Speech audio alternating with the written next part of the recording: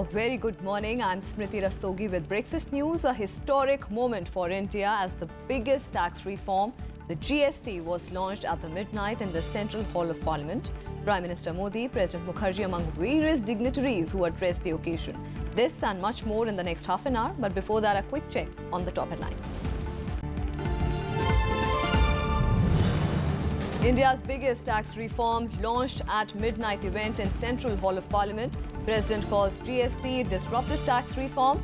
PM calls it good and simple tax.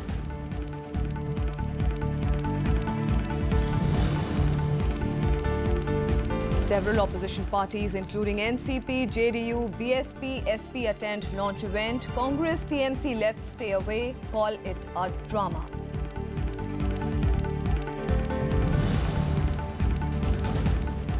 Kailash Mansarovar Yatra through Nathula Pass cancelled. India tells China its actions in Sikkim have serious security implications.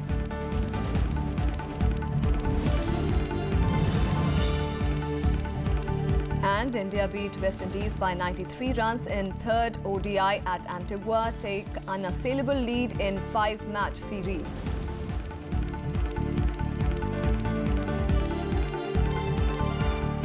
The GST was launched in the Parliament at the stroke of midnight, much like the Solman function which marked India's independence. Speaking to a packed Central Hall of the Parliament, Prime Minister Narendra Modi termed the tax reform as good and simple tax. President Mukherjee, who also addressed the gathering, expressed personal satisfaction at the launch of GST. Officially launched the GST.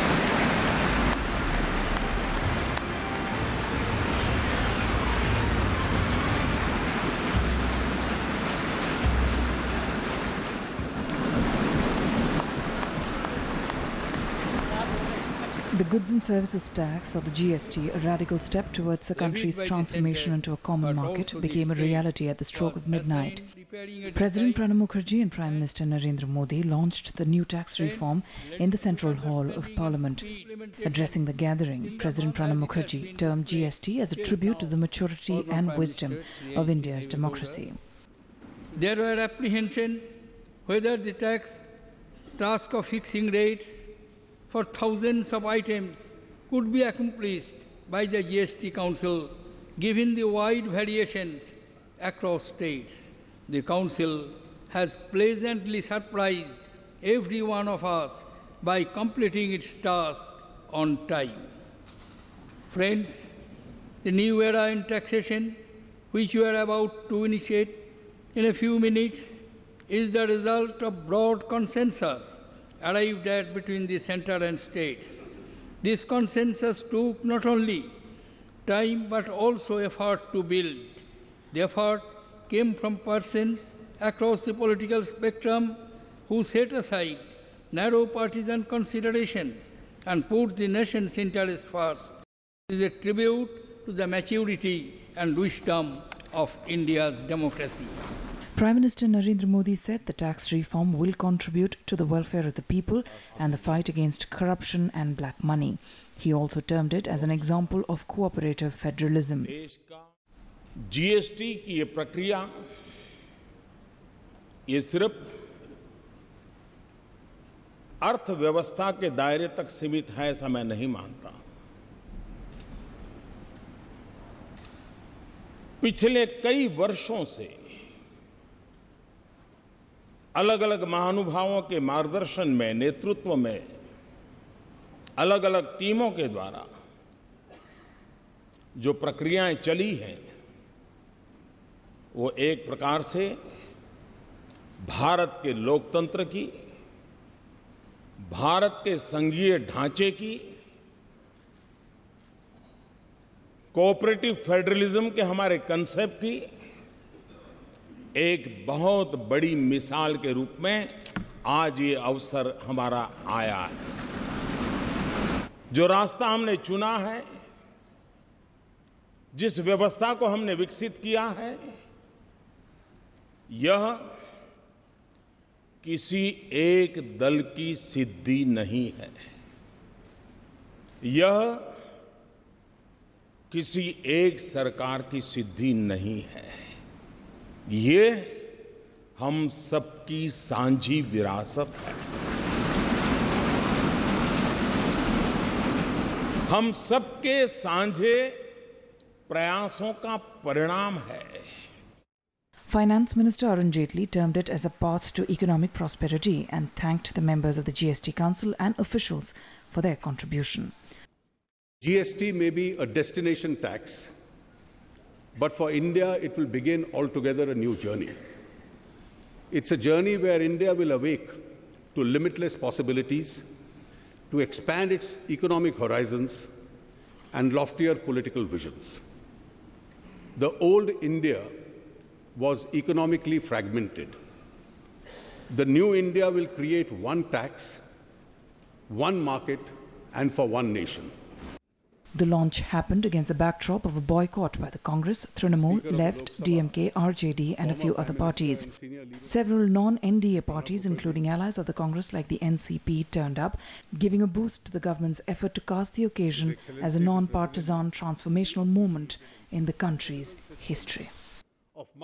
All political parties and all state governments supported GST, and the opposition is symbolic. But it will be interesting to see that how it will encourage producers and how consumers will be benefited out of it. Akhilesh Suman for Rajya Sabha Television with camera person Sudhanshu in Delhi. And let's take a look at some other political reactions coming over the GST rollout. Every state, especially the eastern part of the state, the backward states, the lagging behind states are going to be the maximum beneficiaries, including all other states. It's a historic occasion for all of us. Well, for a large country like India, where citizens were being burdened by cascading effect of taxes, overlapping taxes, taxes for the same commodity differently in different parts of the country, here is an attempt where all of us have thought that it is only appropriate to have one tax, one indirect tax. And that would, first of all, cut down the prices, make all citizens equal in the sense that everybody living anywhere is going to be paying the same level of tax. And therefore, I think it's very important. इस GST का अगर सर्वाधिक लाभ किसी एक राज्य को मिलने वाला है तो बिहार राज्य है, क्योंकि ये उत्पादक राज्य नहीं है, बिहार उपभोक्ता राज्य है। और ये जो GST है ये डेस्टिनेशन टैक्स, यानी जो कंज्यूम करेगा, जो उपभोग करेगा, उसको टैक्स देना है। तो गुजरात, महाराष्ट्र, तमिलनाडु, इन राज्यों को टैक्सेस का कुछ नुकसान हो सकता है, लेकिन बिहार जैसे राज्य को इसका सर्वाधिक लाभ मिलेगा। और इससे पहले दिन से बिहार ने और GST का समर्थन किया था। GST is a game changing achievement. इसकी वजह से आने वाले दिनों में आप देख पाएंगे कि देश का चेहरा मोहरा बदलने की क्षमता यदि किसी एक चीज में है तो ये GST में है। And let's also listen into the few opposition reactions at the launch of the GST. ये GST का कानून सभी दलों ने मिलकर पार्लियामेंट में पारित किया है और इस वजह से आज जब एक कानून सारे देश ने माना है, सभी दलों ने माना है, तो उसके बारे में राजनीति का इसमें कोई स्थान बनता नहीं है। यह एक ऐतिहासिक क्षण है भारत के लिए। दरअसल देखिए, पिछले 5000 वर्षों से जो भारत की एकता रही है और जिस पर हम सबको फक्र है, वह सांस्कृतिक और आध्यात्मिक एकता रही है। पहली बार आर्थिक एकता के सूत्र में यह देश बन रहा है। The GST will subsume most of the indirect taxes on production, sales and supply of goods and services within the country and will cover all the stages of transaction. Rajya Sabha TV helps you understand this tax reform. Take a look. Despite being a single unified nation, India was divided into multiple tax jurisdictions. It was not a single market for production or the supply of goods and services. India had 3 statutory authorities: the central government, the state governments and the local bodies or municipal councils, levying and collecting multiple taxes on the production, sale and supply of goods and services. For instance, the central government levied excise duty on the production of goods, but it also levied central sales tax on the interstate sale of goods. Also, under the Constitution, the central government was exclusively empowered to levy and collect service tax on the supply of services like telephone and mobile bills, courier and transportation services, finance services, air travel and dining in restaurants and hotels, among others. State governments, on the other hand, levied VAT, the value-added tax or the sales tax on the sale of products within their states. Finally, municipal councils and local bodies levied entry tax or octroi on the entry of vehicles in their area. In our country, we have two sort of taxes. One is direct tax, that is income tax. Second is indirect taxes, like sales tax, VAT, octroi. Now, all the indirect taxes have been clubbed into one tax, which would be called GST from now. Now, how would GST impact us? GST would make life more efficient, more smooth, more fast for a businessman or a person who is trading or manufacturing. Basically, GST would increase the GDP of the country and it would increase growth. The multiplicity of taxes not only resulted in cascading taxes, but their implementation also became slow and complex. What it did on the ground was to hamper the smooth movement of raw material and finished products across the country, which in turn inhibited the growth of businesses. Krishna Tripathi report for Rajya Sabha Television. And to overcome the problems of multiple authorities and different taxes, the concept of a single goods and services tax administered jointly by both the states and the centre was mooted in the last decade. The outcome was intended to be one nation, one tax. The process of having a single unified tax structure, however, was fraught with many challenges as it required changes in the constitution that needed to be approved by 2/3 majority of both Lok Sabha and Rajya Sabha and subsequently ratified by at least half of the state assemblies. Given the fractured nature of Indian politics, this was considered almost impossible. However, over a decade of efforts by the two UPA governments and the present NDA government eventually bore fruit, and in May 2015, the Lok Sabha passed the Constitutional Amendment Bill, while the Rajya Sabha did so in August 2016. The bill was then retransmitted to Lok Sabha with the amendments made by Rajya Sabha that were approved unanimously by Lok Sabha on 8th August 2016. This has ensured the implementation of the GST in its present form. ये अगर successfully roll out हो जाता है तो मेरी समझ से ये अपने आप में एक बहुत बड़ा आर्थिक सुधार होगा और इकोनॉमी के लिए बहुत ज़्यादा फ़ायदेमंद होगा और शॉर्ट टर्म में थोड़ी बहुत दिक्कतें ज़रूर आएंगी, पर मीडियम टू लॉन्ग टर्म में ना ये सिर्फ बिज़नेस के लिए बेनिफिशियल है, परंतु कीमतों के हिसाब से भी जो है कंज्यूमर्स के लिए बेनिफिशियल होगा और टैक्स बेस के हिसाब से लिए सरकार के लिए बहुत बेनिफिशियल होगा. GST will subsume most of the central and state taxes on production and supply of goods and services, including central excise duty, central sales tax, service tax, state sales tax or VAT, commercial tax, advertising tax, entertainment tax, purchase tax, luxury tax, and also entry tax levied by municipalities. Krishna Tripathi report for Rajya Sabha TV. On to some more national news. In order to garner maximum support for the upcoming presidential polls, NDA's candidate Ramnath Kovind and opposition's Meera Kumar are crisscrossing the country. After Jammu and Kashmir, Haryana and Punjab, Kovind will embark on his southern outreach program. In Chennai today, he will meet the members of the Electoral College from Tamil Nadu, Kerala and Puducherry. Kovind will meet MLAs and MPs in the AIADMK Amma faction. For about next 15 days, Kovind will be on his election trail, accompanied by top union ministers and functionaries of the party. Kovind's next stop will be in Telangana, Andhra Pradesh on July 4th, followed by Karnataka on July 5th, and then he will head to the east and northeast.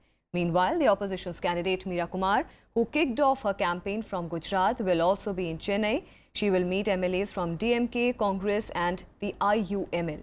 She will then leave for Puducherry on July 2nd. And later in the day, proceed to Kerala. And with that, time for a very short break. More news and updates on the other side. Stay with us.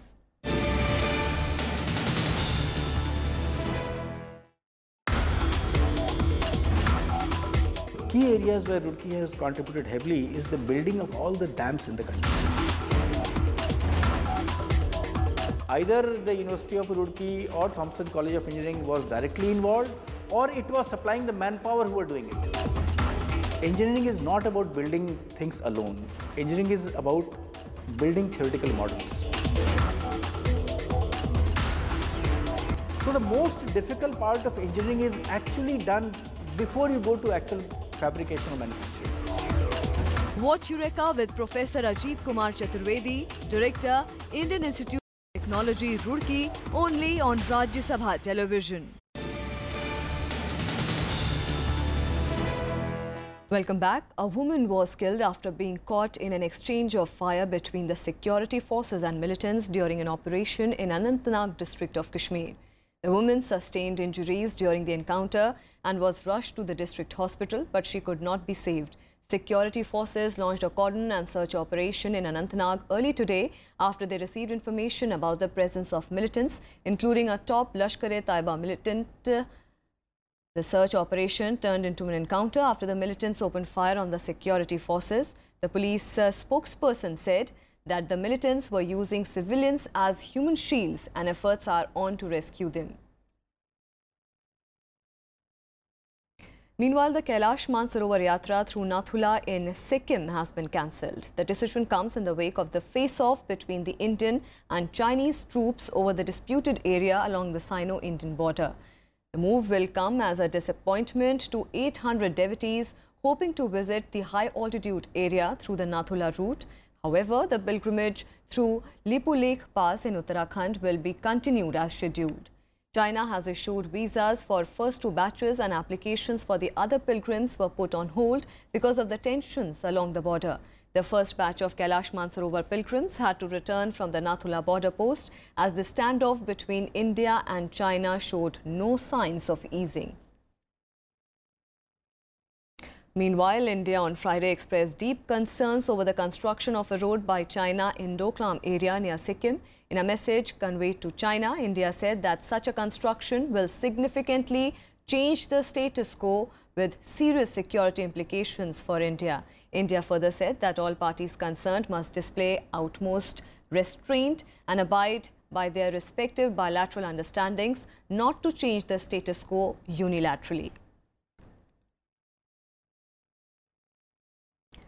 Violence returned to Darjeeling Hills as 5 security force personnel were seriously injured in an attack by suspected GJM activists on Friday. The attack on the security personnel took place while they were conducting a search operation. The mob targeted the security personnel with stones and knives. The injured police and CRPF personnel were later rescued and admitted to a hospital.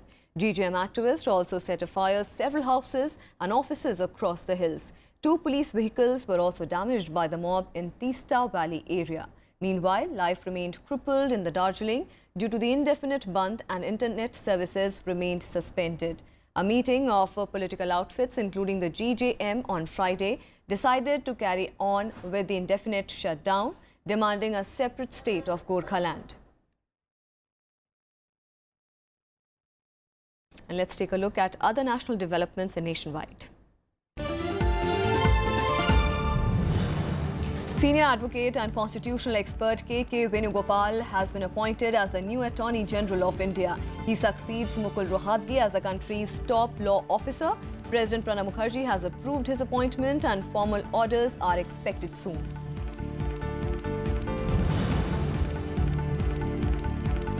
The growth in 8 core sectors slowed to 3.6% in May due to fall in output of coal, fertilizer and steel. Growth rate of 8 infrastructure sectors, including coal, crude oil, natural gas, refinery products, fertilizers, steel, cement and electricity, was 5.2% in May last year. 5 of the 8 industries, except coal, fertilizers and steel, witnessed a sequential improvement in growth.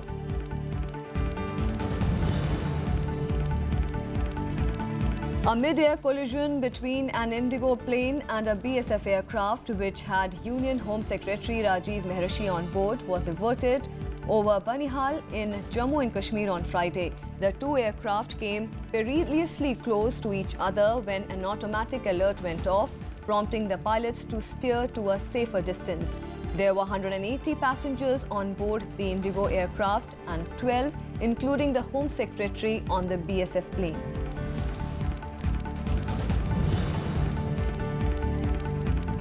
Over 8,000 pilgrims paid obeisance at the cave shrine of Amarnath on the second day of the annual pilgrimage, which was suspended earlier in the day after multiple landslides triggered by heavy rains blocking the Jammu-Srinagar National Highway. Till date, 14,247 yatris paid obeisance to the ice lingam. The yatra resumed from Pahalgam and Baltal routes after being suspended for a few hours due to rain around the Holy Cave Shrine in the South Kashmir Himalayas.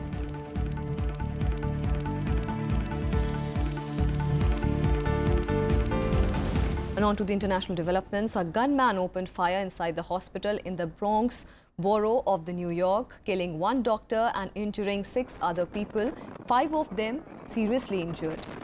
The gunman has been identified as Dr. Henry Bello, who previously worked at the hospital.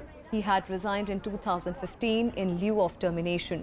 The shooting began at about 3 in the afternoon at the 1,000-bed Bronx Lebanon Hospital. All the victims were shot on the 16th and 17th floor of the hospital. After the shooting, the gunman tried to set himself on fire and thereafter died of a self-inflicted wound. Police said the gunman was wearing a white medical coat when found. An assault rifle was also discovered nearby. Of the 6 people who were wounded, 5 are seriously injured from the gunshot wounds. New York Mayor Bill de Blasio said that the shooting was not an act of terrorism, but rather a workplace-related issue.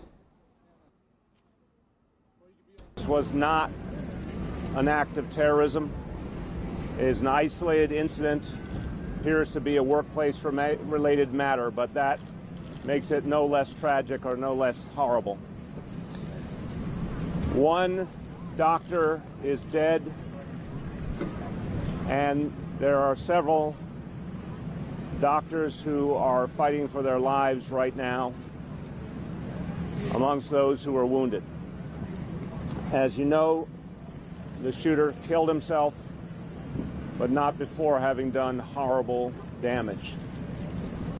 The red and yellow standard of the People's Republic of China rose over the Hong Kong on Saturday as the city marks 2 decades of Chinese rules. A series of events have been planned for the day with thousands of police deployed.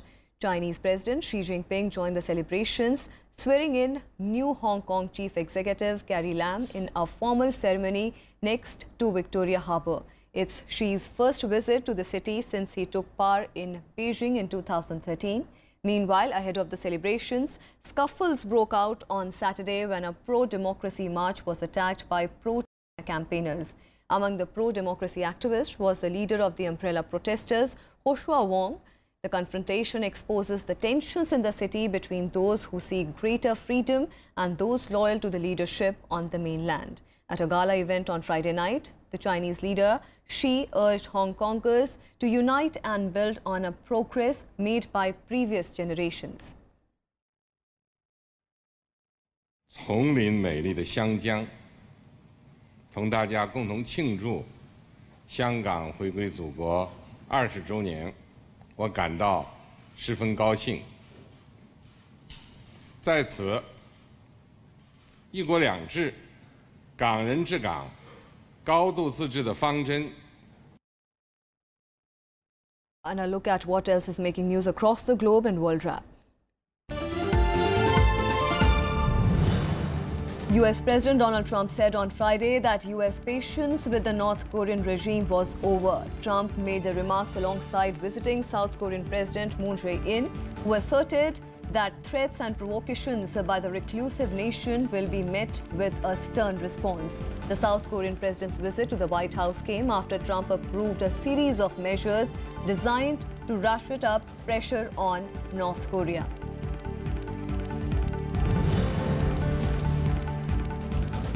The United Nations on Friday voiced outrage at the demand from the Gulf countries that Qatar-based broadcaster Al Jazeera shut down. The United Nations described it as an unacceptable attack on the right to freedom of expression and opinion. The closure of the broadcaster is one of the 13 wide-ranging demands placed on Doha by Saudi Arabia and its allies as the price for lifting an almost month-long blockade on Qatar. The 4 countries have given Qatar a 10-day deadline for the implementation.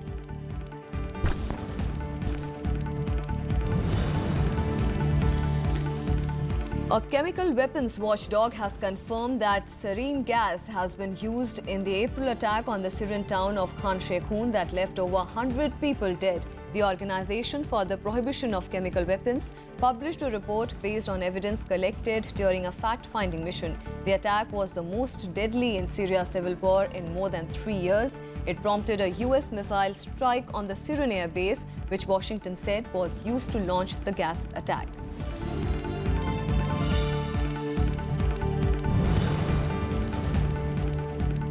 A wildfire which began earlier this week between Spain's Valencia and Castellón cities has continued to spread. It has destroyed around 1,000 hectares of forest in the Sierra National Park. The fire is believed to have been provoked by the lightning strike. On Thursday, it consumed around 600 hectares of land as it was fanned by strong winds throughout the day.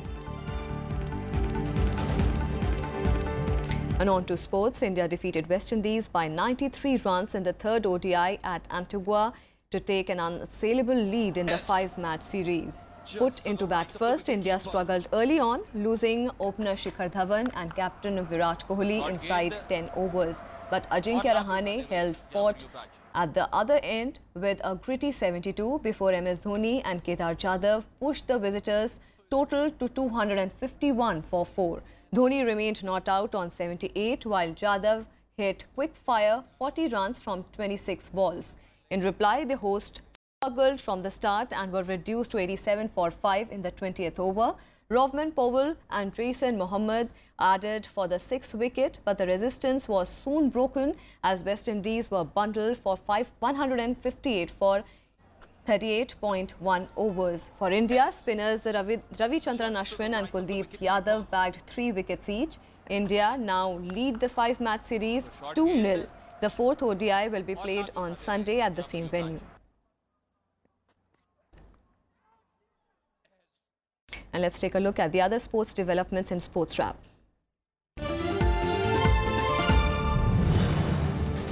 The Board of Control for Cricket in India on Friday announced that Rahul Dravid will continue to remain the coach for India and under-19 teams for the next 2 years. The former Indian captain was first appointed as the coach for 2 teams in 2015.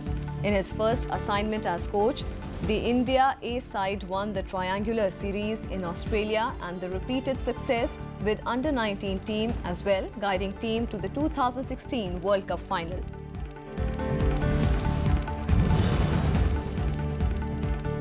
Leander Paes and his Canadian partner Adil Shamsuddin have crashed out of the men's doubles event of the Antalya Open tennis tournament.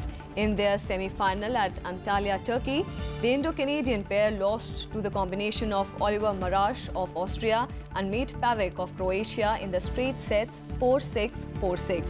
India's Ramkumar Ramanathan had also bowed out of the men's singles in the ATP Antalya tournament against the Marcos in 3 sets, 7-6, 3-6, 6-7.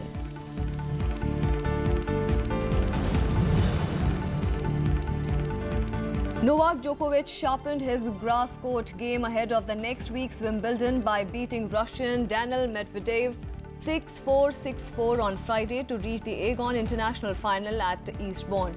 Next, Novak Djokovic will face the winner of the second semi-finals between Frenchman Richard Gasquet and Gael Monfils on Saturday.